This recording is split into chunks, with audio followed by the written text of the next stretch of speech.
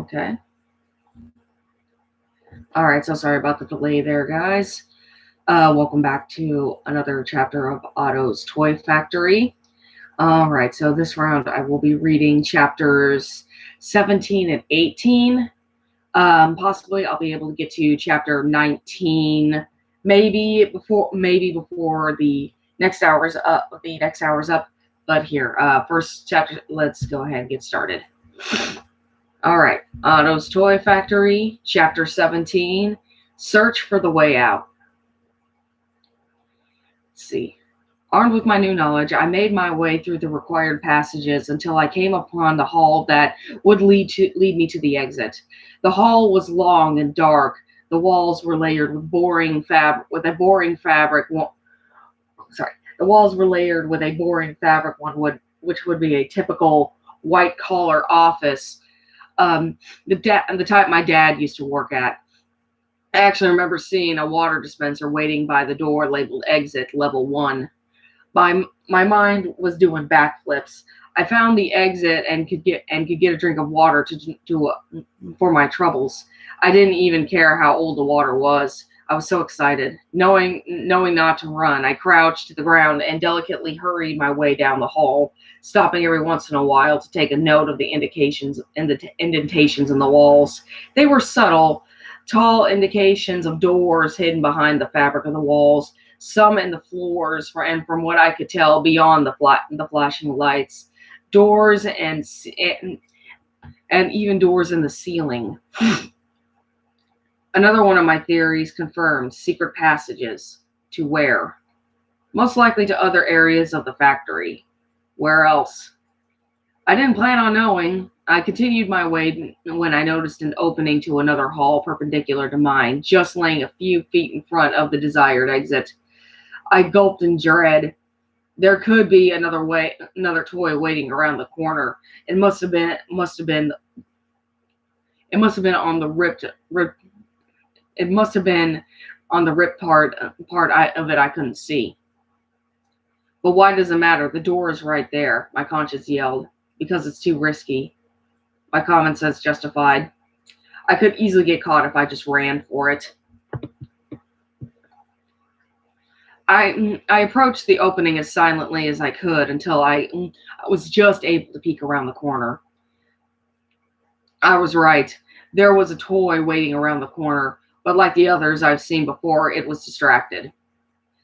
Looking around in the other room, just inside the third perpendicular hallway, was a group all too busy rummaging through the room to even notice me. In one swift but smooth motion, I jumped to the other side of the opening and crawled my way to the door. I decided, instead of opening it right away, to hide behind the water dispenser, just in case.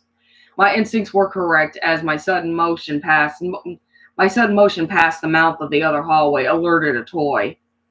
They poked their head out into the hall, and it was an absolutely hideous Raggedy Ann doll. It scanned the hall before another toy yelled for them, and they left. It took a few moments to gather my bravery again when I started to really appreciate the water dispenser. I longed for a drink, as I was going to need all the help I could get. I would have reached for a cup without a second thought if it wasn't for the fact that the same toy from before wandered into the damn hallway again. This time with company. It was the demented Jack-in-the-Box from the cafeteria. They lingered in the hall for just another moment before meandering in a straight line down the corridor to explore further. Where there are a few toys, there's bound to be many others.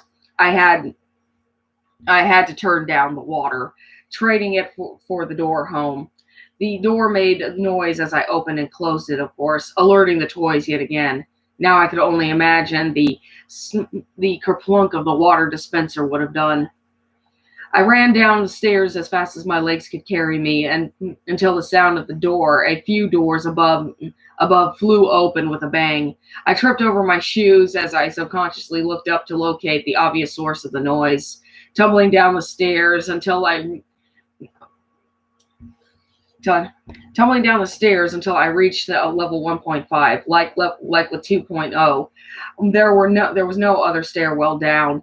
Otto really went out of his way to make it almost impossible to leave that hellhole he without losing your goddamn mind. As the toys gained on me once more, I fumbled my way to the next exit, slamming the door and pressing my back against it. When I noticed another water dispenser next to the door, I took the liberty of grabbing a cup and while knocking it down to help block the exit. I took the liberty of grabbing a cup while knocking it down to help block the exit. I went down the new hall where I found what I prayed was the final exit. It lay just beyond one more room. This room was taped off with a sign reading "Condemned until Reconstruction" nailed to it. Ignoring the sign, I threw open the door and jumped in. The termite laden planks collapsed from underneath my feet as I fell four more tears. I woke a few minutes later in a daze, my back aching and my head spinning. Every fiber in my being cried in nonstop anguish. I hurt myself bad, worse than earlier. This time I knew for sure I broke something. But I didn't have time to cry or nurse my wounds. I lazily lifted myself off the splintered hardwood flooring to my feet, my legs shaking, knees buckling. The room I was in had windows broken and battered, where the moonlight was most influential. I looked to the windows with a longing like before I considered jumping out. And like before I considered jumping out. I I was close enough to the ground after all, but after that fall, no. My body was already giving me enough shit about that. This room, like dozens of others like it, had tables, desks, conveyor belts packed with toys and human parts, and empty cabinets. The only thing unique about it was the plaque on the exited door reading "Exit Level 1.0." I was only one floor away from freedom. I just had to hold on a little longer. I entered a long, semi-lit hallway, one of many scattered about the factory. The paint on the walls was faded, with the multitude of holes exposing wooden planks and asbestos dotting both sides. Large pieces, large pieces of mold, large pieces of mold where the wall and the ceiling met were missing, and two replaced with holes and cracks. The hardwood flooring was colored in black and white checkerboards and littered with empty boxes. There were no picture frames. What few advertising posters were tacked onto the walls were torn. Everything was covered with an inch-thick layer of dust. The only other room visible was a simple stock room with its door broken and leaning sideways against its old frame, providing a little light from the evening sky. I limply marched my way through the darker end of the corridor when I saw it. A door. A door to what I hoped for, a stairwell to floor one. I was I was about to run for it when I heard exhausted bear-like grunting coming from behind me. It was faint at first, but my panic ensued when he gradually came closer and closer. I knew it was Otto. He knew where I was, and he wasn't going to let me get away.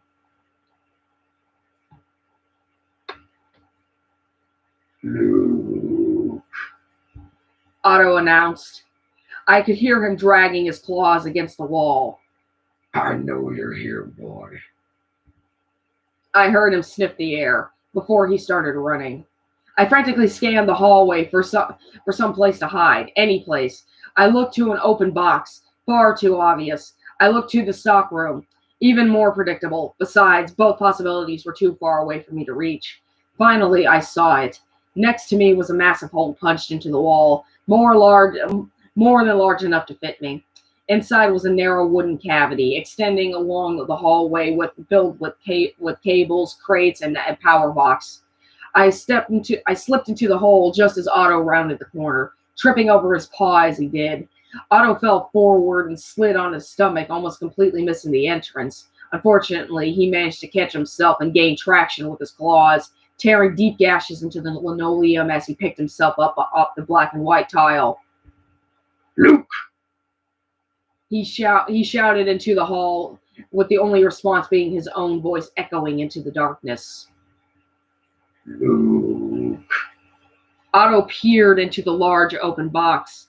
Finding nothing, the old bear tossed it over his head and moved on to the stock room across the way, again finding nothing. Frustrated, the hellish predator let out a low, menacing growl as he glared back into the hallway. I remained in place, unmoving. There wasn't anything I could do as the beast drew closer and closer. I stayed where I was, shivering like a leaf. Luke! Luke! Otto stopped walking. Then, with a sly smirk, he slowly leaned forward, lowering his head and then lifting his arms up to his side like a cowboy in a western standoff. Swiftly and confidently, the toy creature lifted his muzzle, taking in a big inhale. Sniffing, he took slow, steady steps until he was beside my hiding place, just inches away. And then the inevitable happened. Otto instantly snapped his head down and turned his head towards me. His nightmarish grin returned. Hello, Luke. I gasped, shuffling backwards until my head hit the power box behind me. I pressed my back against the wall. Well, getting into the moonshine, I see. Well, you are a bad boy, aren't you? I looked to my left. Beside me was a wall of wooden crates. One of them busted open, exposing old glass bottles and giant ceramic jugs containing crystal clear liquid. Same type of liquid Otto pulled out in the mess hall. The beast roared. Come here! Otto lunged his right paw into the hole, aiming for my face. I ducked and rolled to the side.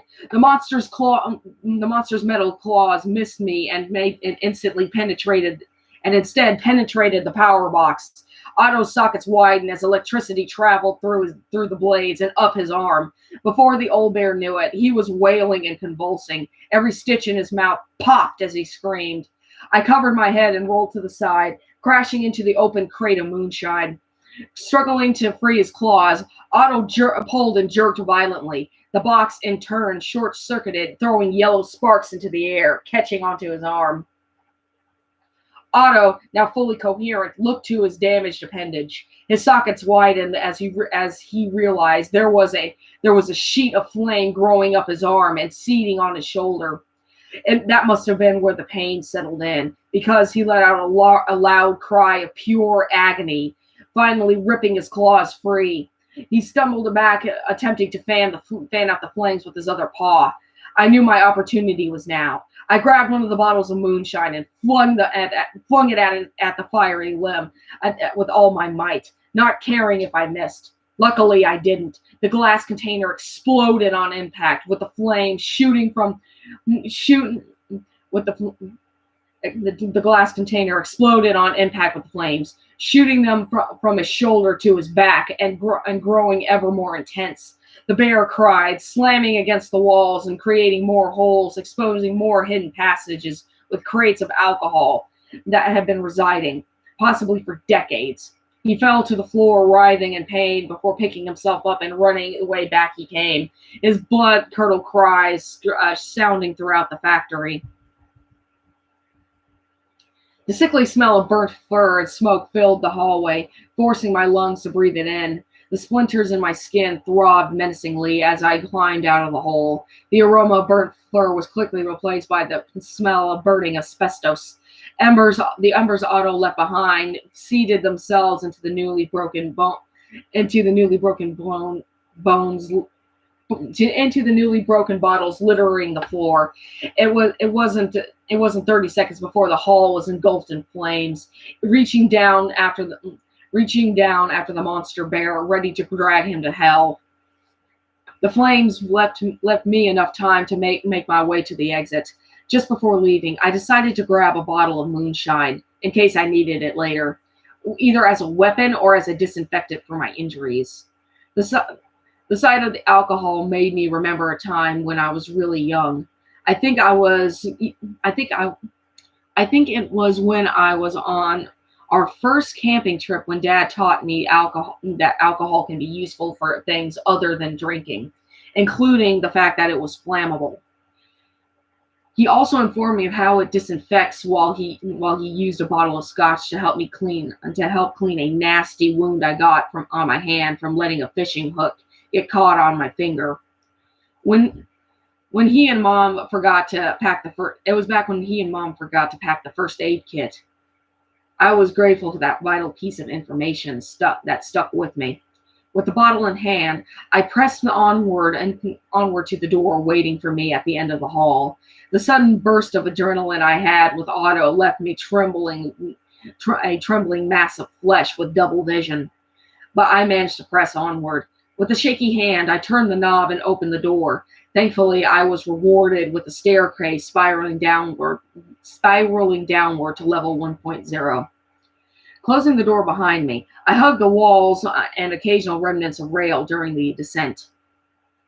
Just a little more. You're almost there, I kept saying to myself as I reached step after step after step, all while struggling to stay balanced. Exhaustion was getting to me. I managed to make it down 3 rounds of stairs without incident before I heard something throw open the door above. Flames exploded through the stairwell, already eating away at the delicious driftwood.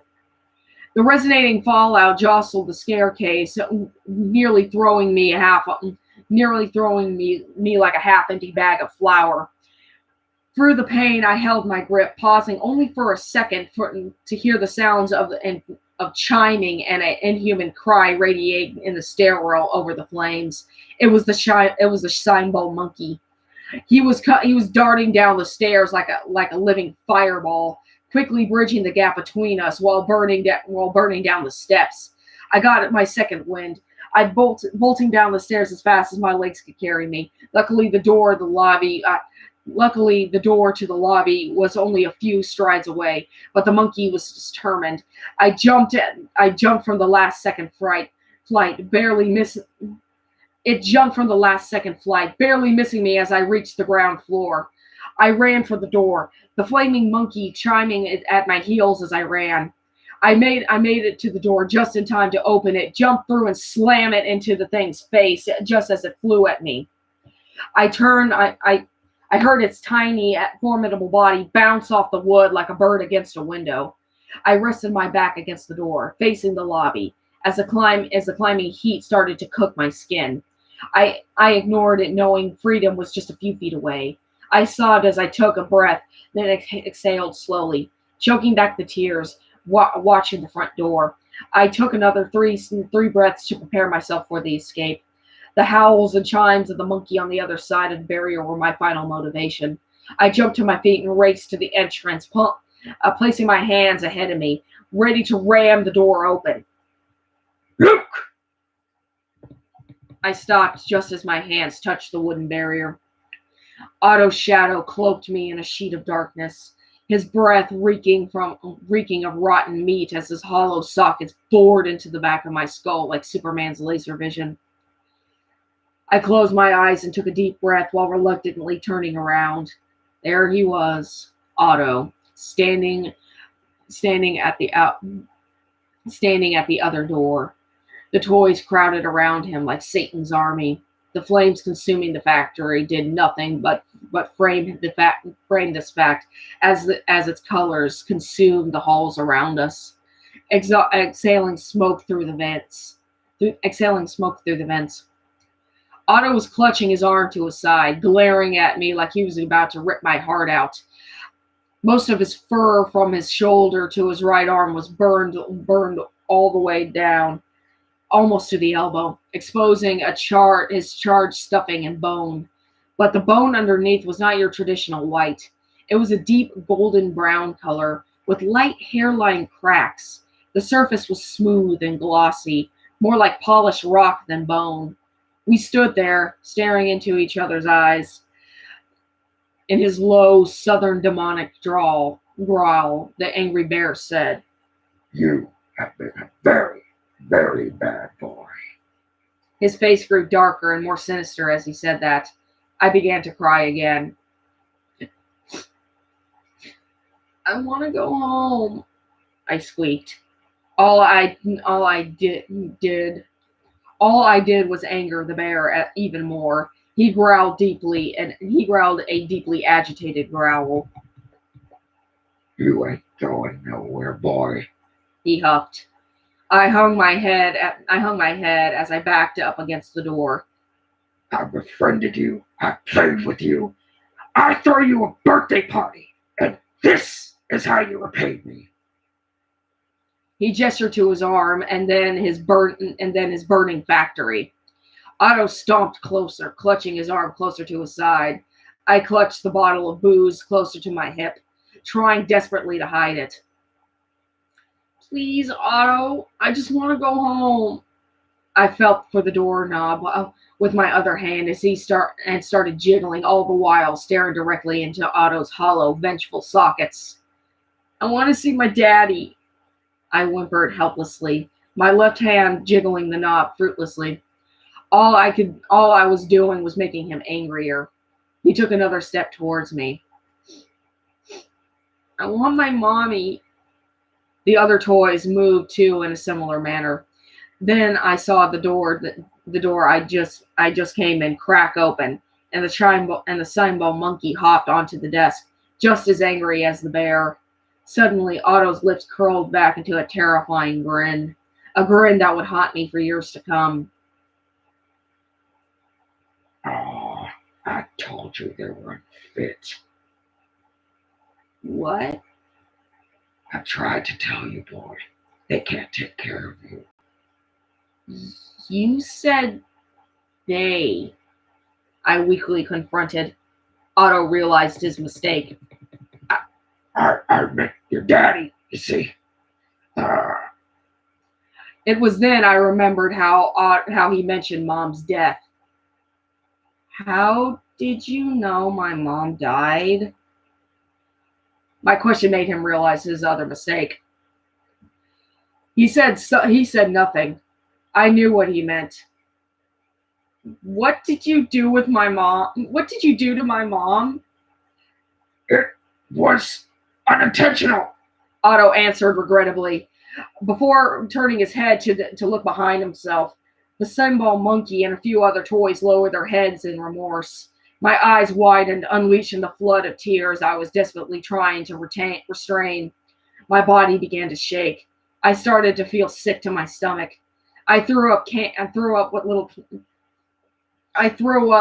little candy I ate and some stomach acid as shock injected its venom into my veins.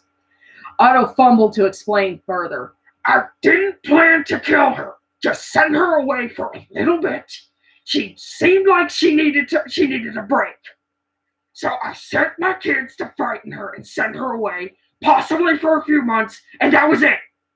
But things went wrong. They had to improvise. I started banging the back of my head against the doors in denial. Otto threw up his good paw in reassurance. But, I made it up to you. No, no, no! I covered my eyes as I wailed like a baby in its crib, banging my head against the door, actually hoping the impacts would kill me. I could feel the door give a little with each hit. Calm down! You're gonna hurt yourself! Now don't you worry. I punished the ones responsible. Otto insisted in defense of frustration. Now I made it up to you. I was there. I helped you through it. I got rid of your bully. I don't care!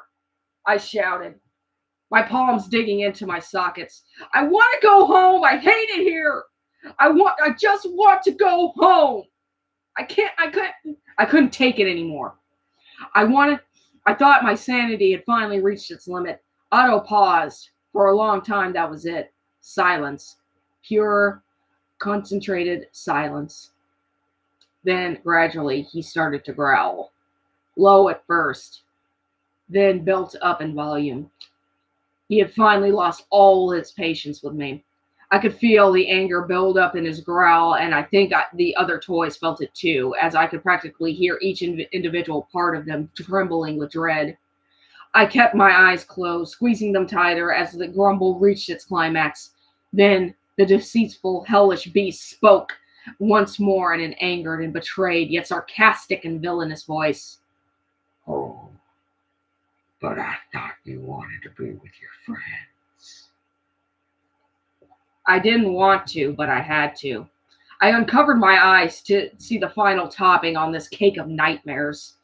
4 toys stepped in front of his head reform. They were the toys that sat next to me in the cafeteria. At last, I truly recognized them, and to my dismay, I got to see their new makeovers in gruesome detail. The little baby doll with the dirty dress was Stephanie's doll, Susie. Her pink dress was stained with crusty, dried up blood. Her eyes were Stephanie's eyes, baby blue and still glistening like how Stephanie's used to. Her hair was Stephanie's too, stapled to her scalp. The T-Rex was T, Eddie's toy. His eyes too were his owner's, scooped out and superglued in place. At the end of his tiny arms were Eddie's index fingers and thumbs. He had patches of the same leathery material making up 1/3 of his body, and with a button on his hand, the same location as the original button. Going off the many juts and lumps under his skin, Otto used parts of Eddie's original skeleton to make up the inside. His toes were replaced with old railroad spikes attached with a combination of glue and tape. The third was Zolon, Daniel's robot. Its once bright and shiny metal exterior was covered in dry blood, and not only did he have Daniel's eyes, but his teeth too. His incisors and molars were now crooked and broken, as if Otto bashed them into place with a hammer. He even had remnants of the green braces he used to wear. As a result, the robot's head was dented in, adding more fear to his form. His body was overall the same, except for the glass box in his chest, containing his cyborg heart. Finally, Max, the Gabumon plushie. The demented Digimon I wasn't able to truly see back in the cafeteria. Instead of his traditional fur coat, it had the pale, scaly, leather-looking one stitched to it, and his eyes were Max's. His deep purple claws were substituted with blades like steak knives, duct taped to his hands. Like with T, the toenails of the plushie were substituted with spikes. They stared at me with their all too human eyes. Upon this epiphany, the 4 toys, my former friends, greeted me as if it was just another day. Hi, Luke. Don't you want to play with us?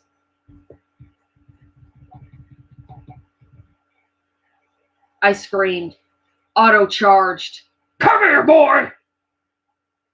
As I finally forced open the door and stumbled backward onto the cobblestone path, unconsciously dropping the bottle of moonshine as I somersaulted. Hopping to my feet just as swiftly, I prepared myself to run, but the old bear had other ideas. He tripped me with his tail, causing me to fall on my face onto the cobblestone path. The impact rang through my skull like a gong as the demon bear gripped my ankle with his still good paw. The pain of his claws cutting into my flesh managed to convince me to retain my consciousness where I saw the bottle of alcohol before me.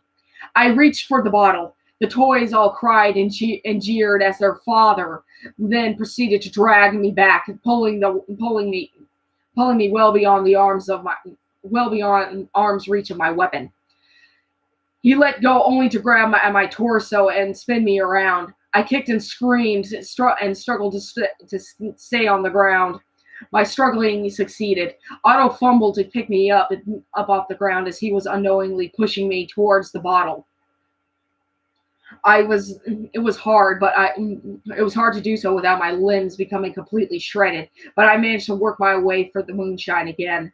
But I still couldn't grab it as the rabid animal proceeded to claw at my and snap at my midsection, making it impossible to give me time to reach for it.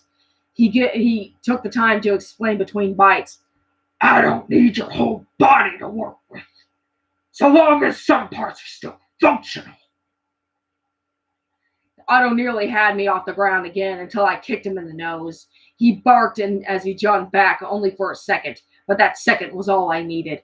Finally, I gripped the neck of the bottle. The beast lunged for me, seizing my midsection before and yanking me off the ground to his face. Why, you little... Despite his pain, the monster raised his bad arm over his head, readying his Kruger claws against the moonlight. Seizing my chance, I smashed the glass over his face. Glass shattered in a million directions. Some shards managed to land into my hair and cut my face, but most went flying into Otto's eyes alongside the contents. The sting of the alcohol into his newly opened wounds was just enough to send him into a painful rampage. He flailed and cried once more as he dropped me. The jagged stones shot pain up my spine and head as I impacted. Once again, I was nearly knocked out. With yet another burst of wind, I staggered to my feet, cutting my hands on some loose shards, and as I ran for the gates with Otto's children in hot pursuit. When I reached the iron gate, reached the iron gate, I realized that the lock and chain were back, sealing the gate shut once more. The damn beast must have come back outside to lock it while I was trapped in his labyrinth of nightmares. With no other option, I climbed the iron bars, the toy scratching and clawing at my ankles as I went. I managed to swing my leg over the sharp, shaky tips of the fence, cutting my calf on and rusty ankles as I went. I managed to swing. I managed to swing my leg over the sharp, shaky tips of the fence, cutting my calf on a rusty arrowhead as I fell to the ground. The toys, still determined, grabbed my clothes and yanked me toward the bars. I don't know how, but thankfully I managed to pull myself away from their grip and ran for the surrounding towns. The toys, along with Otto, let out a hellish scream to rip through the sky. Okay. All right. Chapter 18. Thomasville. I ran and ran through the abandoned streets, trying to remember exactly where I came in. But my fear and desperation got me all turned around. Eventually, despite all the damage and decay, all the buildings started to look the same. I was running in circles practically, and had to reroute myself many times, all while trying to avoid those monsters and my so-called friend called his kids. I found places to hide temporarily where I could retrace my steps, as much as I hate to say it. But Otto's toy factory did manage to help me. Though I couldn't always see it, I used the blood-red lights and smoke filling the sky above from whatever trajectory from those details to create a mental map of the town. Using this method, I continued running until I finally reached something familiar: the neighborhood. I couldn't believe how destroyed houses and overrun plants could be such a sight for sore eyes. Upon recognizing the fences, I hastily limped down the neighborhood and made my way around, judging from what few things I memorized coming in. I knew I had to be close. I knew I had to be almost out. By then, my legs were starting to feel like spaghetti, but I knew I couldn't stop. If I stopped, then it would be all over. There was no way I could rebuild my momentum once the adrenaline wore out. I was halfway down the last neighborhood when I heard the chilling scream come from somewhere behind me. Too far away to locate the source, but close enough to indicate that they were in the area. I didn't want to be stopped. I didn't want to, but I stopped for a brief second to see if I could locate the sound. With the when I felt something of the size of a house cat land on my back. It was a cymbal. The cymbal monkey was back. He banged his cymbals against my temples, like all while wailing at the top of his lungs into my ears. It was trying to knock me on the ground and alert his siblings at the same time. If I hit the ground, it was over. I spun and clawed at the thing until I finally managed to grab a hold of its uniform and fling it off of me to an adjacent yard across the street. Just as the German shepherd bolted out of the long grass, the monkey collided with the shepherd, causing them to go flying back into the grass. Unfortunately, thanks to them, I immediately heard the other toys making their way to my location. The monkey and dog did not come back to get me right away. I could hear them fighting amongst themselves. I took this opportunity to pick a random house on the street, just far enough away for the first two to not notice me, but close enough for me to make a break for it. The front door to the house was locked, but it had a giant opening at the base for me to wedge through without much issue. I got inside just as the dog and monkey made their way back to the street after their argument. Thinking I was safe enough, I took the time to peek out the corner and sorry. Thinking I was safe enough, I peeked out the corner of the hole and to better assess my situation. At first, the two of them were confused, then pissed off. They started to fight again over the monkey letting me go. The monkey slammed one of his cymbals over the dog's head. This did nothing but agitate the canine as it lunged atop of the burnt simian. The two of them rolled around in a deadly embrace, clawing and biting, one trying to dominate the other. The fight lasted for another minute until other toys started to flood in and break them up.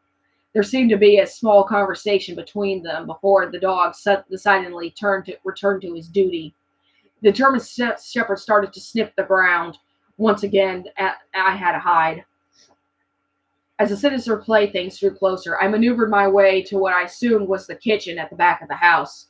Most of the kitchen was worse than the rest of the house, like someone went through it with a wrecking ball. The walls were the walls where the back door was supposed to be was caved in, exposing the building to the elements. I could have ran away if I didn't see the toy's shadow creep across the tall grass. I didn't know I didn't know if there were more toys searching the backyard. Other toys clearly were flooding into the neighborhood by now. Hiding was truly my only option. What little remained of the kitchen was a rusted stove, a semi-destroyed icebox with its door hanging open by one fossilized hinge. The shelves and food it once housed was all turned to dust. And my greatest savior, the sink. The plumbing fixture itself was filled with black water, but my goal was the cupboards beneath. Aside from the mold and mildew. However, the combination and layers of mold caused the cupboard and doors to blend very. The plumbing fixture itself was filled with black water, but my goal was the cupboards beneath. Aside from the mold and mildew, the combination and layers of mold and mildew, the cupboard and caused the cupboard doors to blend very well with its surrounding frame. They were perfect. I squeezed myself under the sink and closed the cupboard behind me as silently as possible, leaving a crack to observe the environment. Once inside, I tried shimmying myself into a more comfortable position by placing my head as far back against the back wall and positioning my feet as close to the door without kicking it open. This way, I could make a quick break for it if I was found out. As I did, I ended up knocking the decayed chromatic pipe accompanying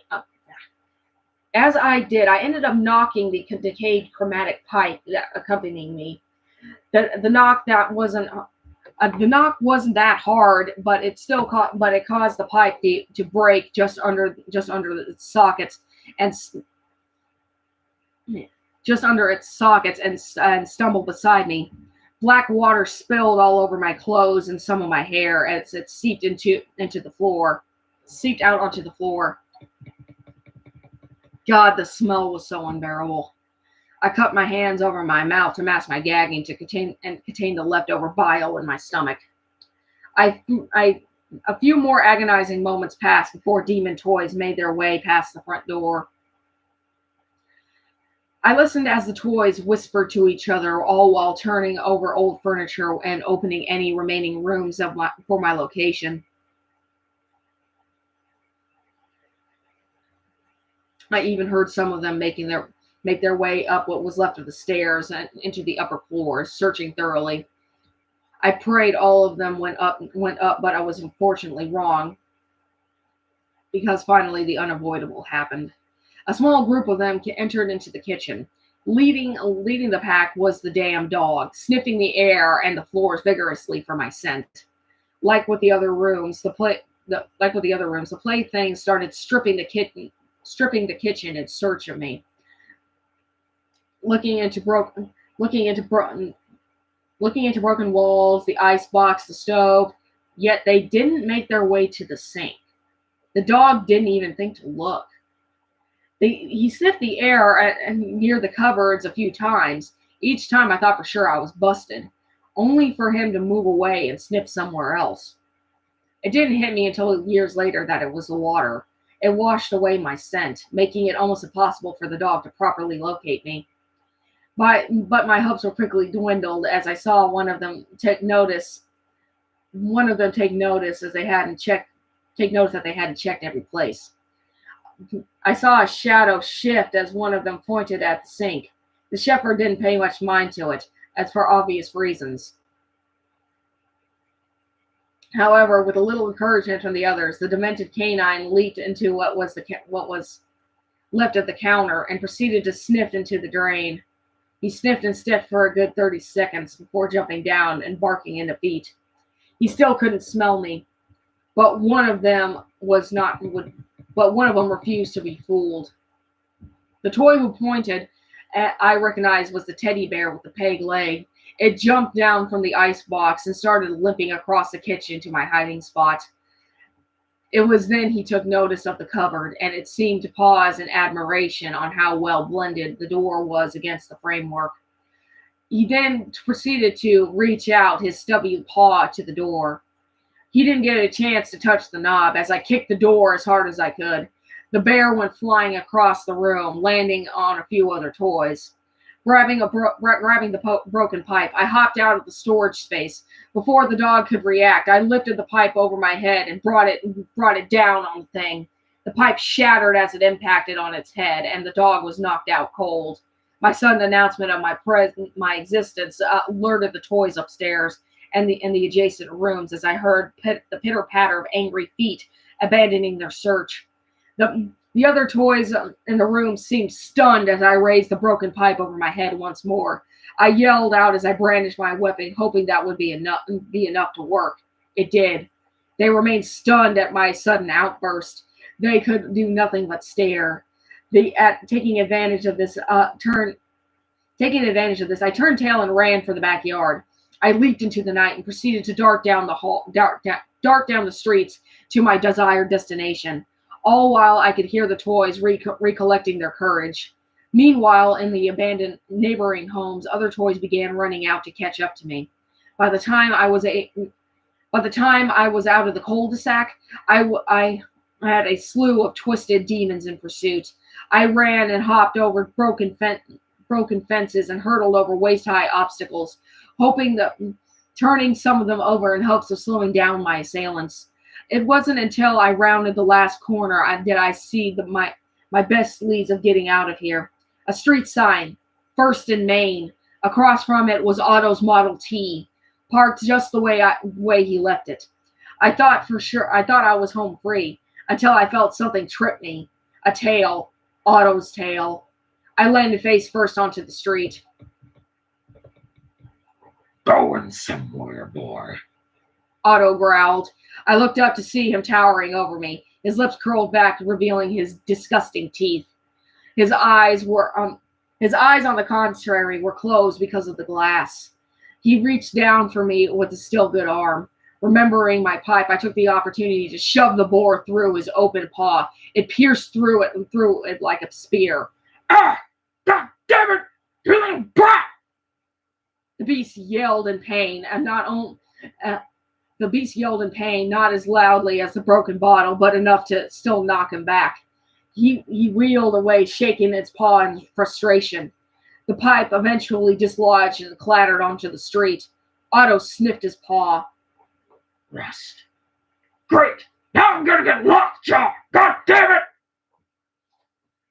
As he yelled, I jumped to my feet and grabbing the pipe once more as I ran again. This time dodging Otto's tail as he swung again. I could hear Otto gaining on his hind limbs. But thanks to his swollen gut, he couldn't build up the momentum to catch me. I made it just past his Model T, where he managed to grab my arm. I still had the pipe. I tried to use it, but Otto caught me with his bad hand. Nice try, he grumbled, ripping the pipe out of my hands and throwing it down the street. He tried lifting me up again, but this time I kicked his right knee. Ah! He dropped me again. I couldn't run, but I could still keep my distance. I jumped into the back seat of his car. Boy, what are you doing? You know that's a bad idea, right? He chuckled at me savagely. Come here! The monster threw open the back door and reached in. I ducked into the floor just before jumping through the hole that led to the front seat. As his reaching claws could imprison me once more. He clawed at the leather seats before letting out a bestial yell. Damn it, boy! Get over here! Otto lunged between the seats through the gap, getting caught by the many reaching hooks and springs. I could hear the fabric tear away from his body as he struggled. Ah, God damn it! Ah! I'm gonna get you! As the Goliath beast battled against its confinements, I backed my way up against the front passenger door before falling backwards off the edge and falling hard on my back. Ignoring the pain, I crab walked to my feet and started for the end of town once more. The vehicle rocked violently back and forth as Otto was just starting to get free. A few feet later, I was finally out of the city limit, and I was already heading for the forest where we came. Once I made it, I could hear Otto tearing free and ripping the last of the hooks out of him. That's it, boy! Now you're really gonna get it! He roared. I could hear him jumping into his faithful Model T as he said this. Kids, get in the car! I heard the echoes of the other monster toys jostling gleefully towards their master and piling into the car and pile in as the car started. I was halfway across the meadow as their car made an aggressive U-turn and sped for me at full speed. I struggled against gravity and as I ran uphill to the mouth of the dark forest, my salvation. It was then Otto's Model T was nearly on me. He was going to run me over. He did say he didn't need my body to be in one piece if it meant adding to his collection. With no other choice, I dove to the side, out of the line of the car. Otto swerved his vehicle to a stop as he passed me. His driver's side still facing me like before.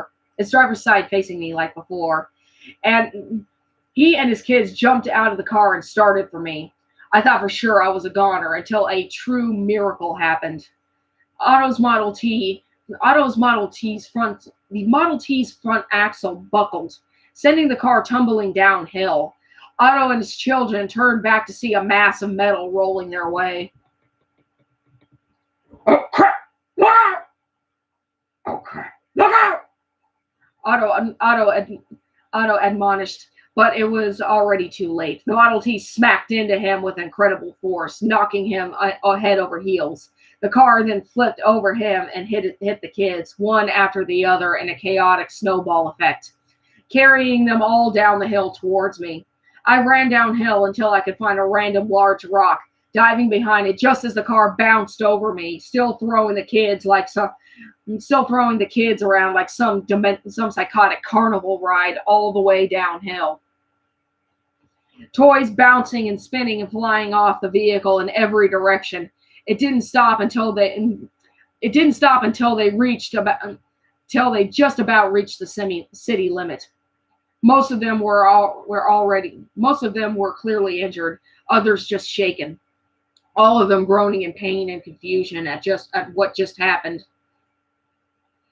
For a moment, I just watched on, just as confused as them, until the reality of them getting up brought me back. I hopped over the rock and broke for the forest once more, stopping only for a brief second to see where Otto was. He was still on the ground, where the car had left him, out cold. Now was my chance. I made a beeline straight for the woods. I only looked back once more at the monolithic factory as it towered over the rest of Thomasville. The factory was burning brighter than the fires of Hades. 90% of it was cloaked in flames, white hot and intense. Its chimneys tried foolishly to dispel the smoke into the sky, but it wasn't enough to prevent it from suffocating as the flames ate their way down into its skeleton.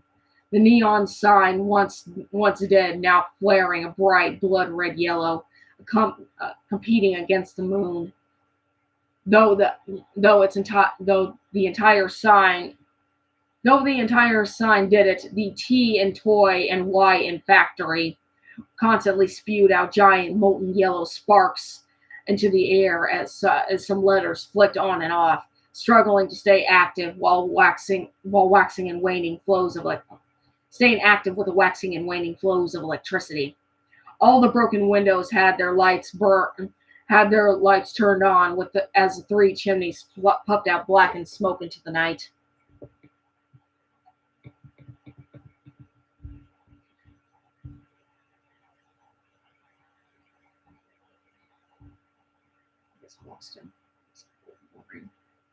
All right.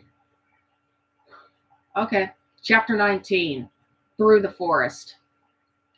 I disappeared into the forest following the narrow trail as best I disappeared into the forest following the narrow trail as best as I could. I followed it for what seemed like hours, yet it felt like no time had passed. It was still dark out. How was it still nighttime? The sky indicated that not a single hour passed since that damn bear took me to his godforsaken factory. It should have been daybreak by now, but nothing. Not even a hint of twilight painted the darkness of the sky. Worse was the pain. After the adrenaline finally settled down, I felt the slow throbbing pain make itself at home in my body. In my head, backside, and right leg all throbbed unrelenting all the way to the bone. My leg pounded with every step I took. My head throbbed to the point where my vision started to double. My back ached, especially between my shoulder blades, along with my right side. I knew I had to have broken something in each of these areas. Regardless, I was determined to follow the path as long as I had to. I wanted to go home. I wanted to see Dad. The trees and path were all the same as they were when I first arrived, tall, dark, and hellish. Now even more so than the car. Now even more so than in the car. I was completely exposed. Bony branches and twigs reached for me as wind sent painful chills into my body. Still, I pressed on. Each crunch of a leaf acted as my new primary motivator. That was just another step closer to home. I continued down the path for what seemed like another eternity before I heard the sounds of a car rumbling behind me. I didn't need to turn around to know what car it was. Jumping off the trail, I made a mad dash into the lining wilderness. Despite the pain in my leg, I managed to make a limp-like jog through the foliage, fighting back twigs and tree branches as they whipped my face over and over. I once again, once I was far enough away, I I was able to find a fallen tree with a shallow hole just behind it, well out of sight from the maniacal bear and his twisted offspring. I nested myself in just as the car pulled up to this part of this trail where I once stood. Peeking through the small divot made between the tree and the dirt, I watched through the thick foliage as the beast pulled out of his car. His kids already began searching the area. I remained in that spot for what I think had to have been 30 minutes or so before the creature and his kids seemed to give up and started back to the car. However, I realized I was no longer alone in my hiding spot. The snap of a twig, uh, a, a snap of a twig, and the remnants of it bouncing off my nose caused me to look up to see a toy standing on the log. It was Max. He looked down at me with his human eyes through his demented Digimon body. We stared at each other for quite some time, and I thought for sure he was going to give away my position, but he didn't make a sound.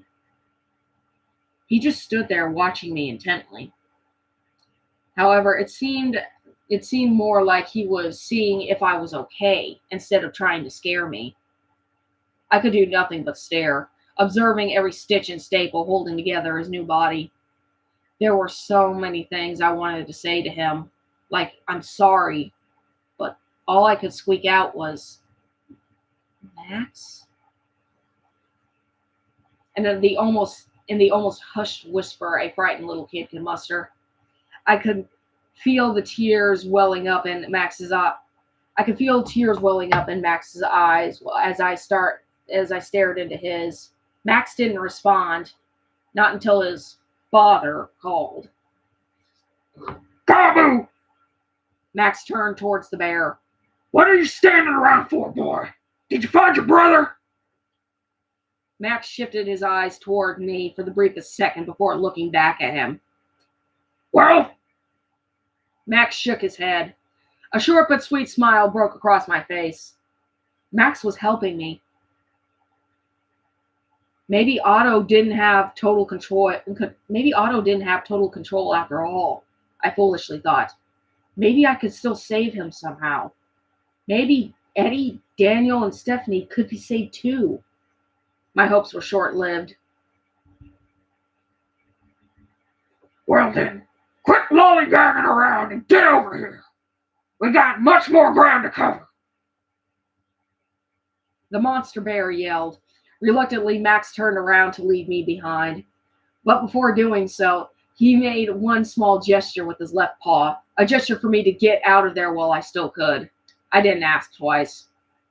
I crawled out of my hiding space as quietly as I could, staying low as I made my way through the foliage in the opposite direction as the monsters.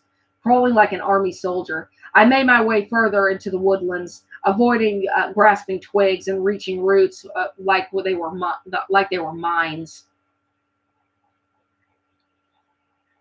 I didn't know where I was going anymore, so long as it was to some form of civilization.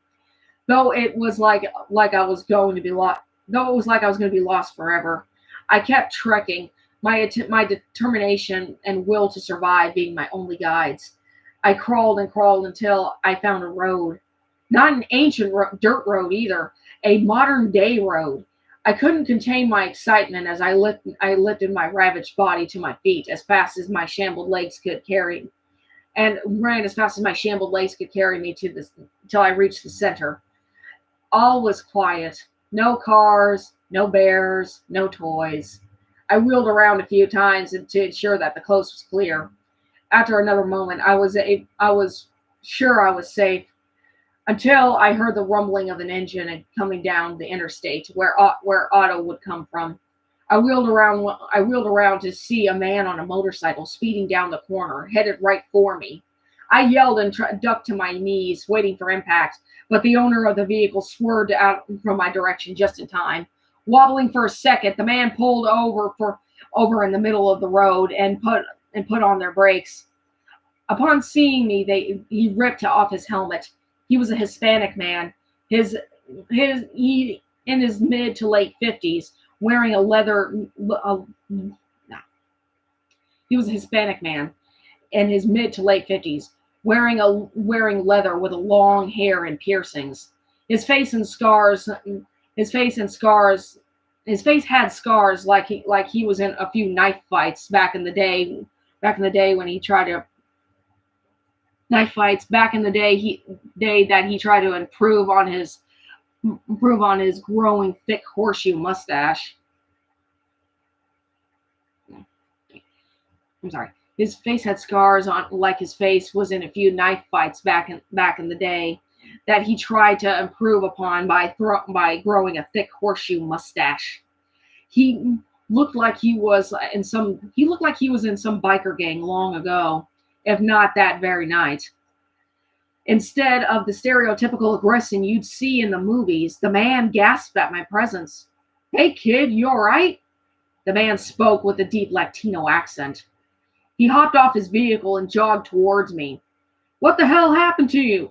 Man, you look like you've been through a lot. You okay?" It was then I looked at myself and saw how badly beaten up I was. My eyes met the man's once more, and I instantly burst into tears. I wanted to run into his arms like he was my father and blubber like a 3-year-old waking from a horrible nightmare. But through all the tears, but instead I sniffled. "Please help. There's a monster chasing me." The motorcycle man seemed to pause in shock before nodding agreeably. "Oh, okay, kid." With that, he lifted me into his arms and carried me to his bike. He straddled me in front of his bike. He straddled me in front of him as he straddled me in front on his bike and placed my hands on the handlebars. "All right, kid. I don't have helmets for both of us," he said as he strapped his helmet onto me and guided my hands on the handlebars. "Hold on tight. It'll be a while, but I promise I'll get you home."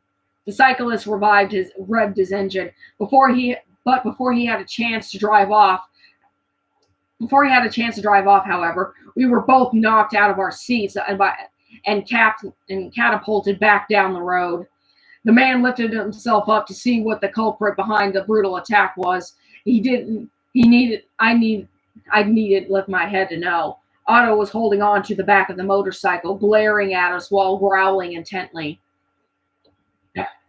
"Just where do you think you're going with my boyfriend?" The bear bellowed in a fiendish tone, falsely masked by a friendly face.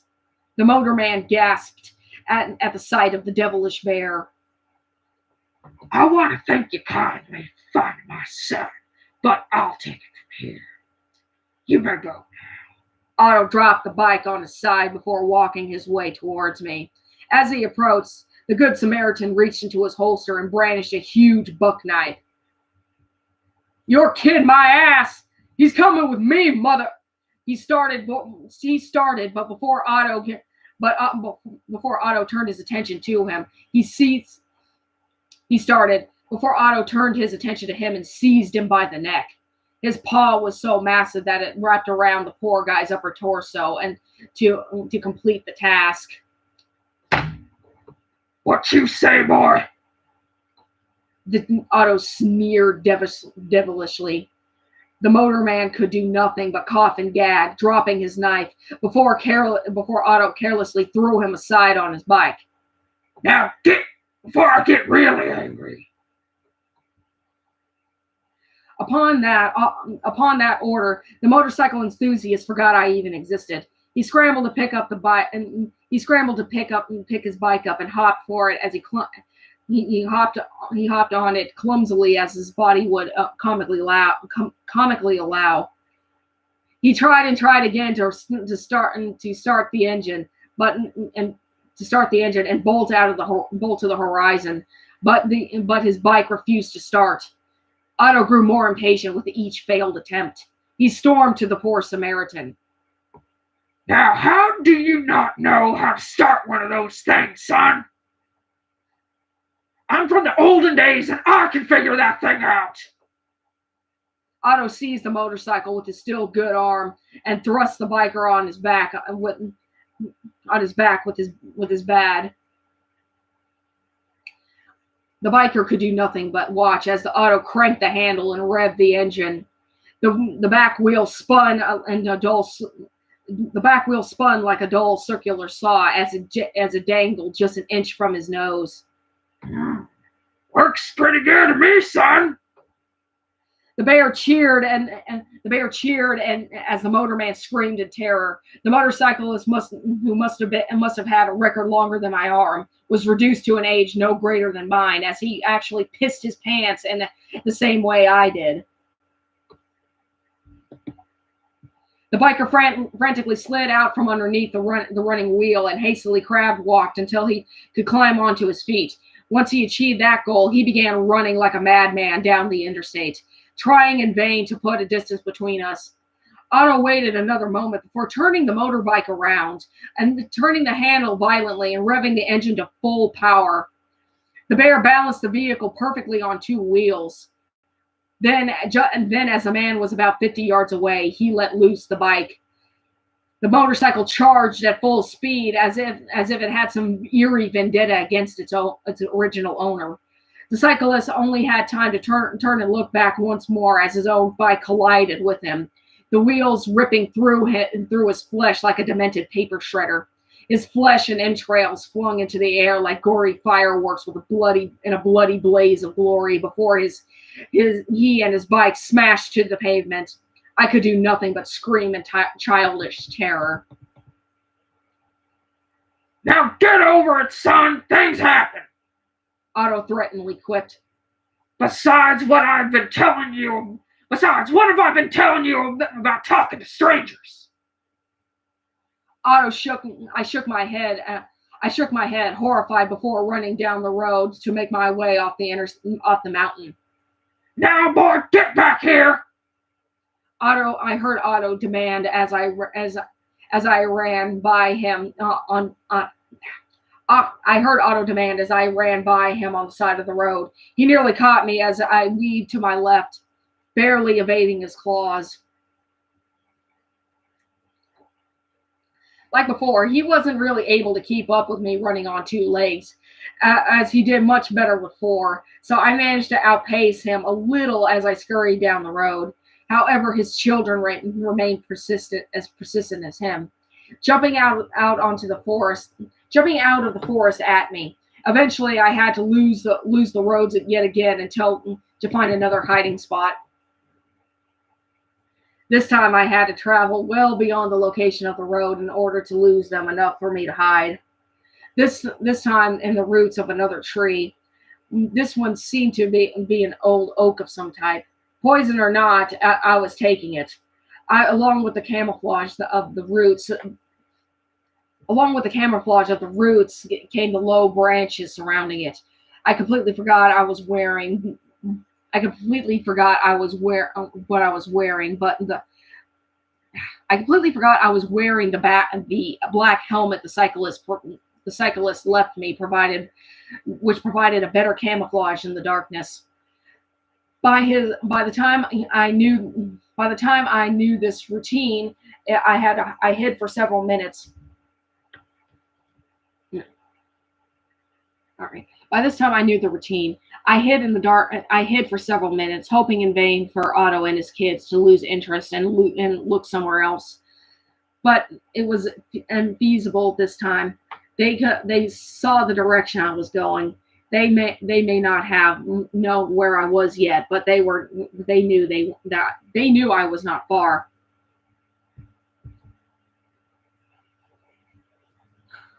It wouldn't take long to find me. So why am I still fighting? My subconscious asked, unsympathetically. It's not like we're getting away. May as well give up now. At least it won't be painful. My subconscious had a good argument. There really wasn't anywhere else to go. Even so, how certain was I that I was going to get away? Otto was much bigger and stronger than I am. The only thing saving me was the sheer dumb luck, which was just about out now.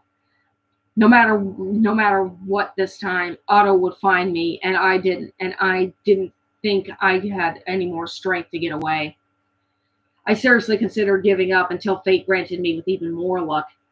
I was found, but the ones who found me were Eddie and Stephanie.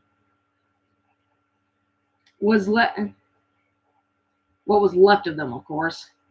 Like Max and I, the three of us were locked into a staring contest before Otto announced Susie, what's wrong? he was addressing Eddie and Stephanie. They both whipped back in an alarming response. Where do you. What are you two doing over there? You find something? Thankfully, like Max, they refused to give away my position. They shook their heads no. And also, like Max, they turned to leave while making the subtle gesture for me to escape. I wanted to grab them too, but it was too late for them. I was the only one who had the chance. I was the only one of us who had the chance. I started to leave again, this time looking back every once in a while to make sure I wasn't being followed. In my glances, I noticed Eddie and Stephanie seemed to be trying to distract Otto for as long as they can, but they did was rouse the beast's suspicions. A few times Otto wanted to go over to the place to the place where I was hiding, but Stephanie, Eddie, and even Max were doing everything they can to keep his attention on them. But it was all in vain, as during one of my careless rubbernecking, my palm slipped on some mud and I collapsed into a bed of twigs. The impact made all the more noisy as I was still wearing the motorcyclist's helmet. Otto and his kids snapped to attention when they heard me. What was that? Otto growled as I looked back to see him looking in my direction, returning to my three friends. You lying little brats! It was Then Otto raised his bad arm and smacked all three of them. All three of them went flying into the dense woodland beyond my position. Otto snapped at the others. Remind me to ground them when this bullshit's over. Otto stormed his way to my direction.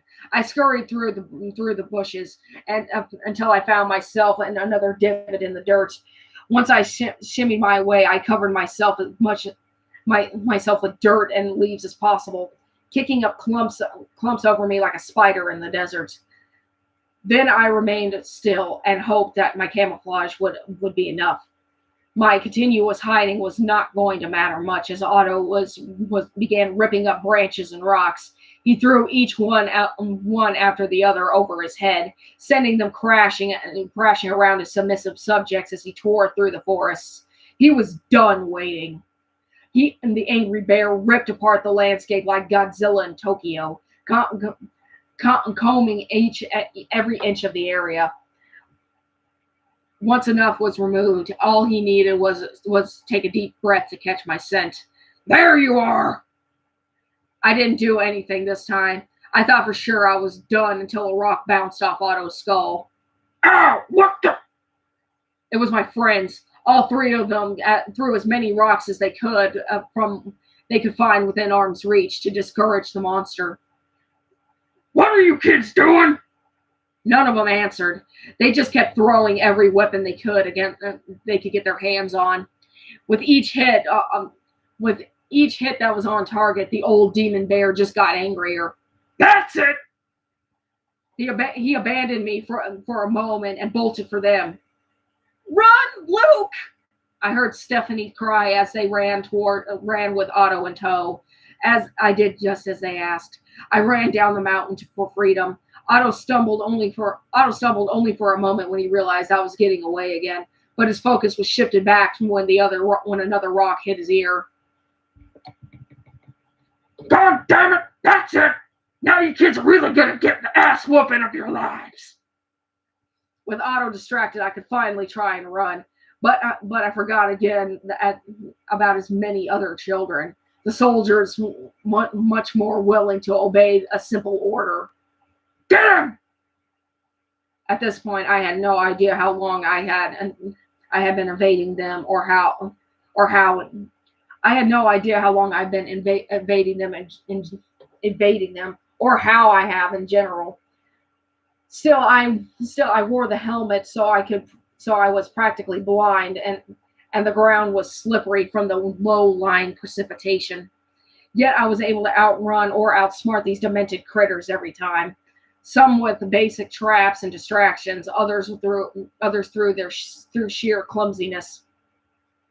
It seemed when Otto was it seemed when Otto handcrafted these putrid playthings, he did not keep the laws of physics and logic in mind for each type of situation. Since all their parts were so mismatched, disjointed, and asymmetric, they weren't able to hold up very well in the elements or long-term mobility outside the factory. Sacrificing all basic knowledge of design for morbidly exotic creativity and disgustingly illogical forms no sane person could put together as a concept. The mediums that they were made from seemed to be just as insane as their forms.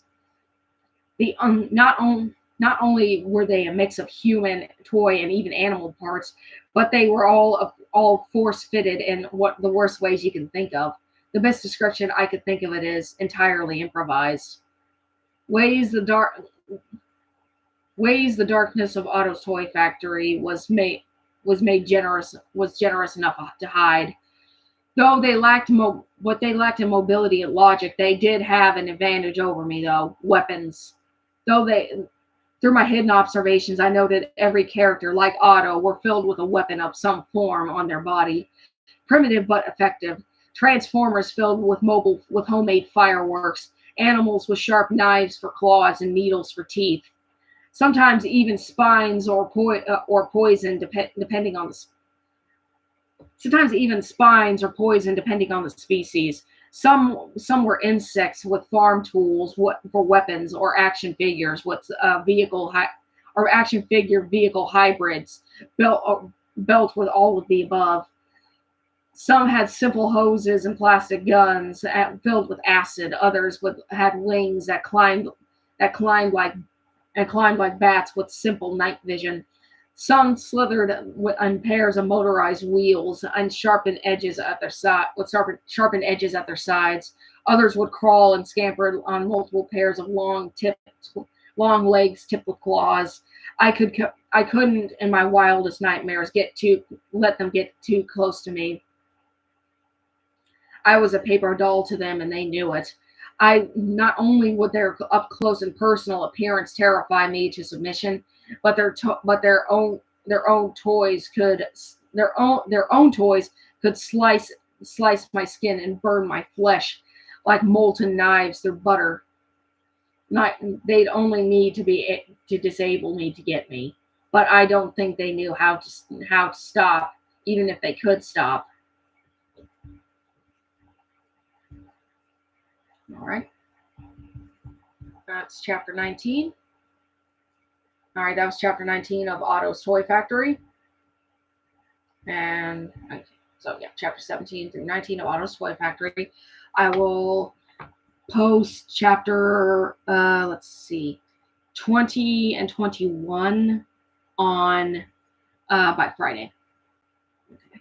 So, thank you very much for listening, and have a good day. Bye bye.